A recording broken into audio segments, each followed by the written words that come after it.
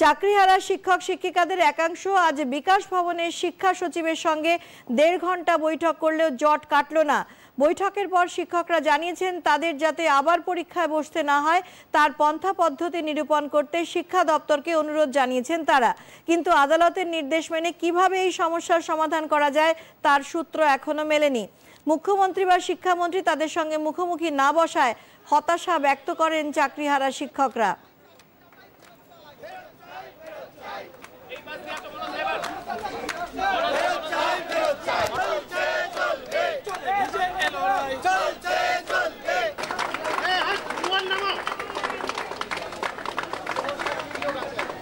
আমরা অবশ্যই দাবি করেছিলাম যে রাজ্য সরকার এবং আমাদের রাজ্যের মুখ্যমন্ত্রী ও শিক্ষামন্ত্রী যে কমিটমেন্ট করেছিলেন সমস্ত যোগ্যের চাকরি ফিরিয়ে আনার দায়িত্ব পালন করবেন, সেটা যেন অবশ্যই দেখা হয় এবং সেটা রিভিউয়ের মধ্য দিয়েই যাতে আমাদের চাকরি সুনিশ্চিত করা হয়, এইটা আমরা তাদেরকে জানিয়েছি।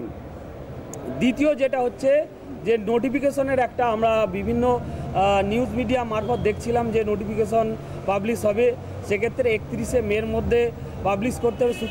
সুপ্রিম কোর্টের যে MA ফাইলের যে জাজমেন্ট এসেছিল সেক্ষেত্রে একটা ডেট উল্লেখ করা আছে।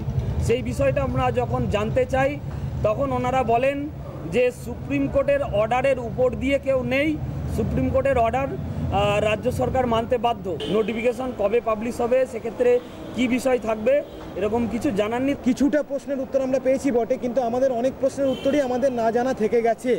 এই জায়গাটা আমাদেরকে একটু ভাবাচ্ছে।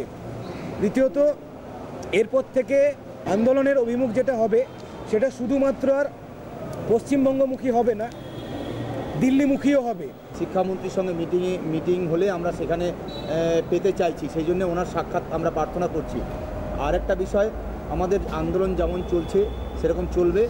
আর আমরা পশ্চিমবঙ্গের সমস্ত MLA ও MPকে এবং ভারতবর্ষের বাকি রাজ্যের MPদেরকে আমরা আমাদের এই বঞ্চনার কথা জানিয়ে আমরা লেটার দেবো। পার্লামেন্টে যে সেশন আছে সেখানে যাতে আমাদের বিষয়টি উপস্থাপন করে, সেটার জন্য আমরা সমস্ত MPদেরকে আমরা লেটার লিখব। আমাদের আজকে প্রিন্সিপাল সেক্রেটারি একটা কথা বলেছেন, যেখানে আমরা কিছুটা আশ্বস্ত যে রাজ্য সরকার শেষ পর্যন্ত আমাদের যারা যোগ্য শিক্ষক শিক্ষিকা এবং শিক্ষাকর্মীরা আছি তাদের জন্য আইনি লড়াই শেষ পর্যন্ত রাজ্য সরকার লড়বে, এই কথাটা জানিয়েছেন।